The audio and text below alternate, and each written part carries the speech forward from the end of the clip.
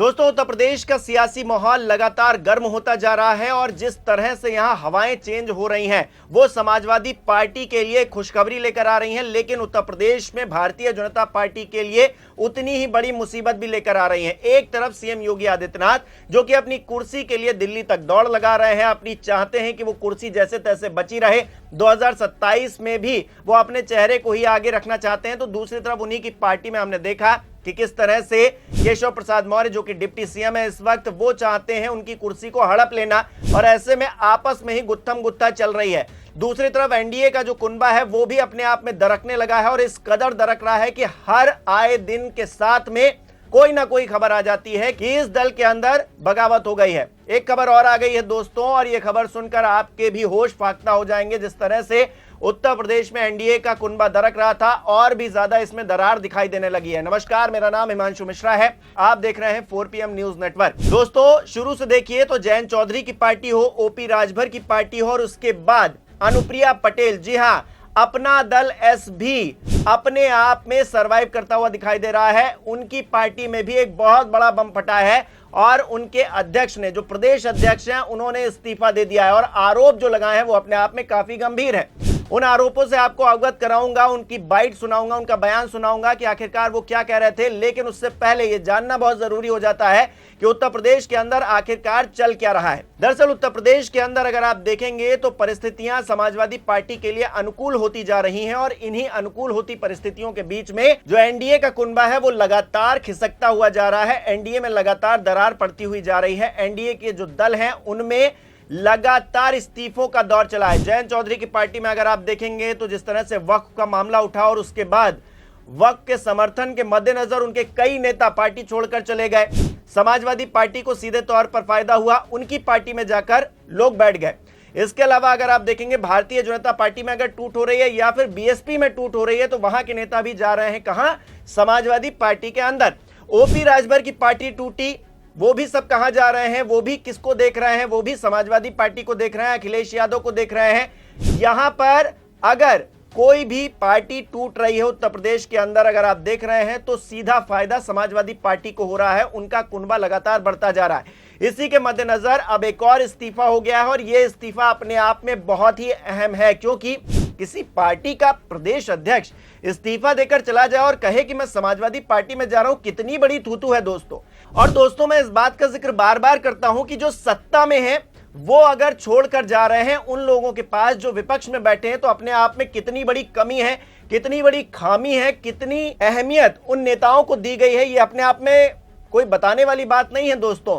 क्योंकि अक्सर ऐसा हमने देखा है कि जो विपक्ष में बैठे नेता होते हैं वो सत्ता के करीब चले जाते हैं, सत्ता पक्ष की तरफ चले जाते हैं, सत्ता के जो सहयोगी हैं उनके साथ चले जाते हैं। लेकिन यहां उल्टा गेम हो रहा है, गंगा ही उल्टी बह रही है उत्तर प्रदेश के अंदर। सीएम योगी आदित्यनाथ अपने कुनबे को बचा नहीं पा रहे हैं। तमाम मुद्दों को लेकर जो सहयोगी दल हैं वो भी टूट रहे हैं और उत्तर प्रदेश में भारतीय जनता पार्टी के अंदर भी एक बहुत बड़ी बगावत होने वाली है दोस्तों। उसके बारे में मैं आपको आगे बताऊंगा, लेकिन उससे पहले जरा सुनिए कि आखिरकार अपना दल एस के प्रदेश अध्यक्ष किस तरह के आरोप लगा रहे हैं और क्या कह रहे हैं आशीष पटेल के लिए और अनुप्रिया पटेल के लिए, किस तरह से उनकी उपेक्षा हुई है। सुनिए जरा। सरकार में केंद्रीय राज्य मंत्री है। मैं अपना दल यस के कार्यकारी राष्ट्रीय अध्यक्ष उत्तर प्रदेश सरकार में कैबिनेट मंत्री माननीय आशीष सिंह पटेल के उपेक्षात्मक रवैये से क्षुब्ध होकर लगातार पार्टी में उपेक्षा होती रही और जब से मैं प्रदेश अध्यक्ष बना हूं तब से उन्होंने मेरे पद का बराबर दुरुपयोग किया है।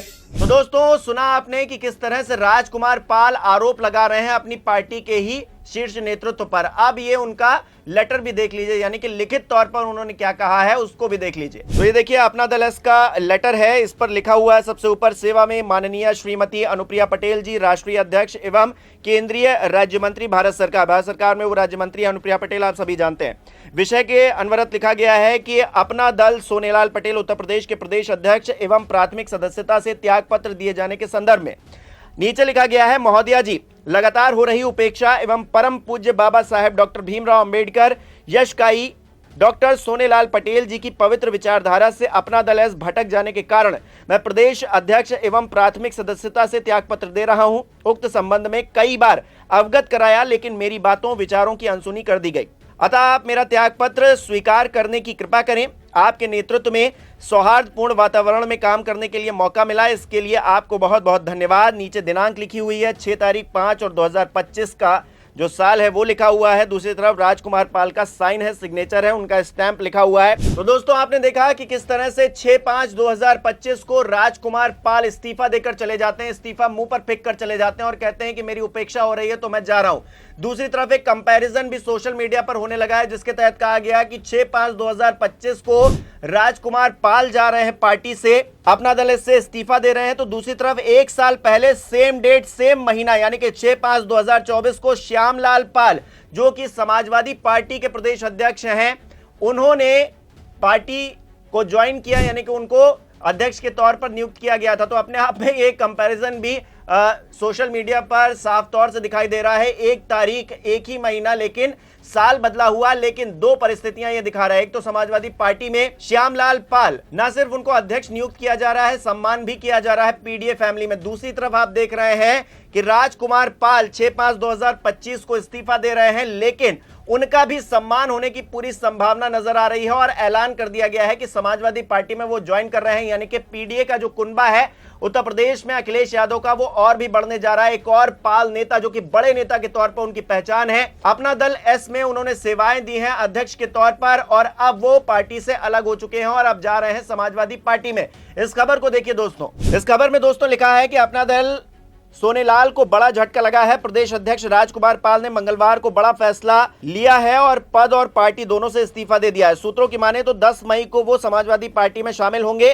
उन्होंने पार्टी पर खुद की उपेक्षा और विचारधारा से भटकने का आरोप लगाया है। राजकुमार ने साथ ही पिछड़ों की अनदेखी करने का आरोप भी लगाया है अपने इस्तीफे के अंदर। जैसा कि मैंने आपको इस्तीफा भी दिखाया, उनकी बाइट भी सुनवाई, उसके बाद ये खबर भी दिखाई। जी न्यूज की यह खबर थी जिसमें साफ तौर से 10 तारीख का जिक्र किया जा रहा है और कहा जा रहा है कि 10 तारीख को समाजवादी पार्टी में राजकुमार पाल शामिल हो जाएंगे और भारतीय जनता पार्टी के लिए भी एक झटके के तौर पर है, ना सिर्फ अपना दल एस के लिए एक झटके के तौर पर है, क्योंकि आशीष पटेल पर उपेक्षा का आरोप लग रहा है। वो राज्य सरकार में मंत्री के तौर पर आसीन है और ऐसे में समाजवादी पार्टी को फायदा होता हुआ दिखाई दे रहा है, लेकिन भारतीय जनता पार्टी इससे प्रभावित होती हुई दिखाई दे रही है। न सिर्फ अपना दल एस इससे प्रभावित है। तो कुल मिलाकर जो परिस्थितियां अनुकूल बन रही हैं वो समाजवादी पार्टी के लिए बन रही हैं, क्योंकि हम लगातार देख रहे हैं कि जो भी पार्टियां टूट रही हैं, एनडीए का जो खेमा दरक रहा है उससे समाजवादी पार्टी को फायदा हो रहा है। सारे नेता निकलकर समाजवादी पार्टी में जा रहे हैं और अखिलेश यादव जिस पीडीए को लेकर आगे जा रहे हैं, उस पीडीए का जो कुनबा है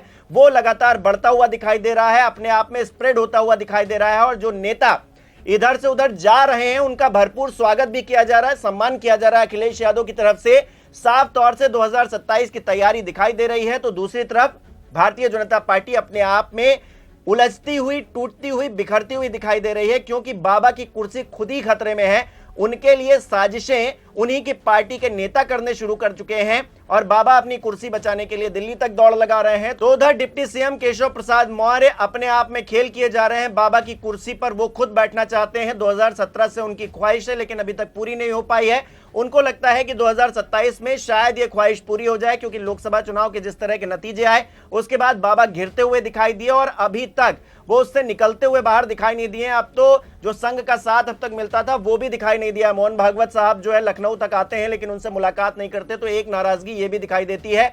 और दिल्ली में बैठे जो केंद्रीय नेतृत्व है, मोदी शाह है, वो भी नाराज बताए जाते हैं योगी आदित्यनाथ से। दूसरी तरफ जो लगातार मैं बता रहा हूं आपको कि एनडीए खेमे में एक दरार आ गई है, हर जो दल है वो टूटता हुआ दिखाई दे रहा है। हालांकि निषाद पार्टी, संजय निषाद की जो पार्टी है उसमें अभी तक टूट होती हुई दिखाई नहीं दी है, लेकिन जितने भी और दल हैं, आप जयंत चौधरी को उठा लीजिए, ओपी राजभर को उठा लीजिए, अपना दल एस को उठा लीजिए, यानी कि अनुप्रिया पटेल को देख लीजिए, तो सबकी पार्टी में कहीं ना कहीं बगावत देखने को मिल रही है और भारतीय जनता पार्टी में भी बगावत होने वाली। दोस्तों मैंने आपको शुरुआत में कहा था कि मैं उसका नाम बताऊंगा। जी हाँ, बृजभूषण शरण सिंह ये एक नाम है जो भारतीय जनता पार्टी को बहुत बड़ा झटका दे सकते हैं। अपने आप में ये बहुत बड़ा नाम होगा और इसके पीछे कहीं ना कहीं शिवपाल सिंह यादव हैं। जी हाँ, खबर 4 PM पर आप देखिए मैं इसके बारे में डिटेल वीडियो बनाया है, आप उसको देखिए और जानिए कि ब्रजभूषण शरण सिंह किस तरह से समाजवादी पार्टी में शामिल हो सकते हैं और उसके मद्देनजर भारतीय जनता पार्टी को कितना बड़ा नुकसान होने वाला है आने वाले समय में। उस खबर को भी देखिएगा और इस खबर पर अपनी राय हमें कमेंट करके जरूर बताइए। बहुत बहुत धन्यवाद।